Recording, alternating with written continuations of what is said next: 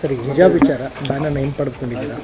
ನಾನು ನಿಮಗೆ ಮಾತಿದ್ರೆ ಹಿಜಾಬ್ ಅಂತ, ಯಾಕೆ ನಿಮಗೆ ಜನವಾರ ಎಲ್ಲ ಕಾಣಿಸೋದಿಲ್ವ? ನಿಮಗೆ ಜನವಾರ ಕಟ್ ಮಾಡಿದಾಗ ಇಲ್ಲ ತೆಗೆಸಿದಾಗ ಅದು ಮನಸ್ಸಿಗೆ ಬೇಜಾರಾಗಲಿಲ್ವ? ಯಾಕೆ ಯಾವಾಗಲೂ ಹಿಜಾಬ್ ಮಾತಾಡ್ತೀರಾ?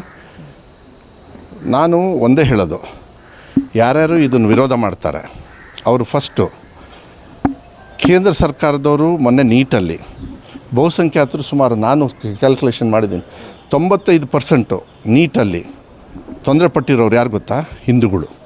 95%, 95.5% ಇದೆ. ನಾನು ಲೆಕ್ಕ ತೊಗೊಂಡಿದ್ದೀನಿ. ಕರ್ನಾಟಕ ರಾಜ್ಯದ ಮಕ್ಕಳು ಸುಮಾರು 1,60,70,000 ಮಕ್ಕಳಿದ್ದಾರೆ.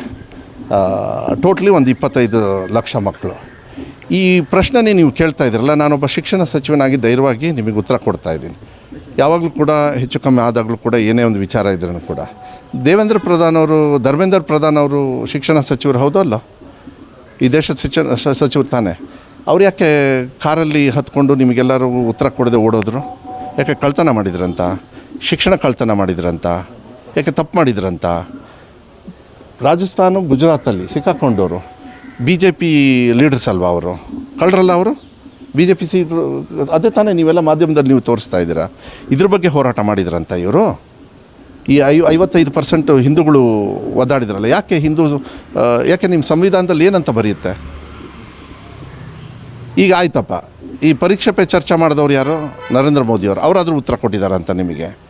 ನೀಟ್ ಎಕ್ಸಾಮಿಗೆ ಇಲ್ಲ ನಾವು ಫ್ರೀಯಾಗಿ ಮಾಡ್ತೀವಿ, ಅವ್ರಿಗೆ ಆರ್ಥಿಕವಾಗಿ ಏನು ತೊಗೊಳ್ಳೋದಿಲ್ಲ ಅನ್ನೋದು ಒಂದು ಕಡೆಗೆ. ಯಾಕೆ ಅವರು ಹೋಟ್ಲಿಗೆ ಬಂದು ತಂದೆ ತಾಯಿಯವರು ಅವ್ರ ಕೆಲಸ ಬಿಟ್ಟು ಗಂಡ ಹೆಂಡತಿ ಇಬ್ಬರು ಕೂಡ ತಂದೆ ತಾಯಿಯವರು ಅವ್ರ ಮಕ್ಕಳ ಭವಿಷ್ಯಕ್ಕೋಸ್ಕರ ಸ್ಯಾಕ್ರಿಫೈಸ್ ಮಾಡ್ತಾರೆ. ಹೋಟ್ಲಲ್ಲಿ ಹೋಗಿ ಉಳಿತಾರೆ. ಹೋಟ್ಲಲ್ಲಿ ಉಳಿದು ಆ ಹೋಟ್ಲ್ ಚಾರ್ಜ್ ಏನು ಇವ್ರು ಕಟ್ತಾರಂತ 1.5 ವರ್ಷ, ಕೆಲವು ಸತಿ 1 ವರ್ಷ ಈ ಸತಿ ಬೇಡ ನೀಟು, ನೆಕ್ಸ್ಟ್ ಟೈಮ್ ಕಟ್ಟೋಣ ಅಂಥೇಳಿ ಒಂದು ಸತಿ ಆಗಲಿಲ್ಲ, ಇನ್ನೊಂದು ಸತಿ ಎಷ್ಟು ಲಕ್ಷ ಮಕ್ಕಳು ಬೇಕು ನಿಮಗೆ? ಇದ್ರ ಬಗ್ಗೆ ಏನಾದ್ರು ಯೋಚನೆ ಮಾಡಿದಾರಾ? ಈ BJPಯವರು ಇರ್ಬೋದು, ಯಾರೇ ಇರ್ಬೋದು, ಇದನ್ನು ವಿರೋಧ ಏನು ಮಾಡ್ತಾರೆ ಅವರಿಗೆಲ್ಲರಿಗೂ ಒಂದೇ ಹೇಳೋದು, ಈ 25 ಲಕ್ಷ ಮಕ್ಕಳು ಕಾಲಡಿಗೆ ನುಸ್ತು ಬಂದು ನನಗೆ ಮಾತಾಡೋಕ್ಕೆ ಹೇಳಿ. ನುಸ್ತು ಕೇಂದ್ರೀಯ ವಿದ್ಯಾಲಯ ಇಲ್ಲೇ ಇದೆ, ನಮ್ಮ ರಾಜ್ಯದಲ್ಲಿ ಇದೆ, ಎಲ್ಲ ಕಡೆಯೂ ಕೂಡ. ಕೇಂದ್ರೀಯ ವಿದ್ಯಾಲಯದಲ್ಲೂ ಕೂಡ ಇದೇ ಕಾನೂನು ನಾನು ಮಾಡಿರ್ತಕ್ಕಂಥದ್ದು ಇರೋದು. ಅವ್ರಿಗೆ ಕಣ್ಣು ಕಾಣಿಸಲ್ಲ. ಅವರಿಗೆ ನರೇಂದ್ರ ಮೋದಿಯವರು ಮಾಡಿರೋದು ಕಾನೂನು ಅದು. ಮಹಾರಾಷ್ಟ್ರದಲ್ಲಿ ಇದೇ BJP ಸರ್ಕಾರ ಇರೋದು. ಕೋರ್ಟಿಗೆ ಹೋಗಿ ಕೋರ್ಟಲ್ಲಿ ಹೇಳಿದ್ದಾರೆ, ಚೀಮಾರಿ ಹಾಕಿದ್ದಾರೆ ಇವರಿಗೆ.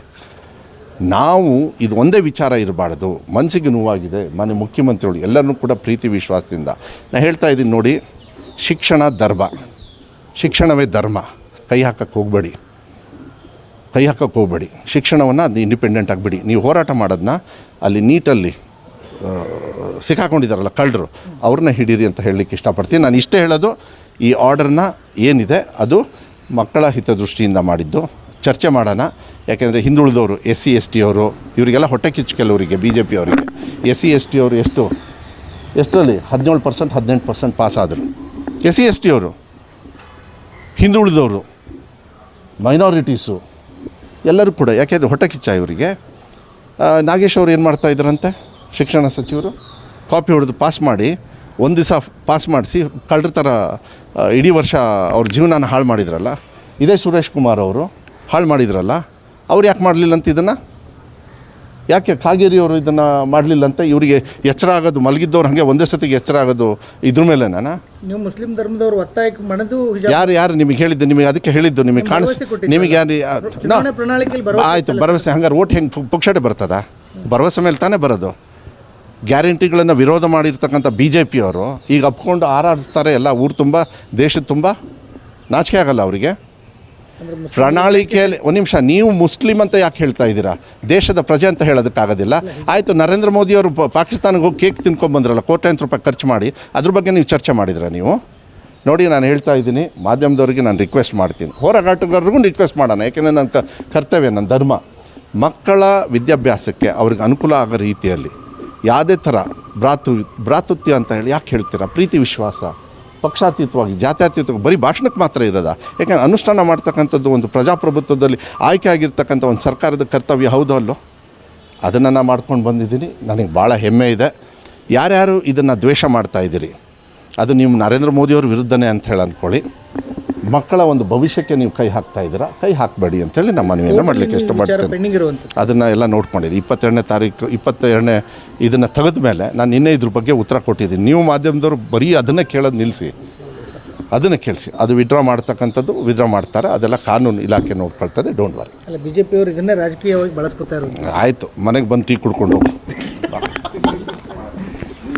ಹೆಚ್ಚಿನ ವಿಡಿಯೋಗಳಿಗೆ ಪ್ರತಿಧ್ವನಿ ಯೂಟ್ಯೂಬ್ ಚಾನೆಲ್ ಸಬ್ಸ್ಕ್ರೈಬ್ ಮಾಡಿ, ಬೆಲ್ ಐಕಾನ್ ಕ್ಲಿಕ್ ಮಾಡಿ.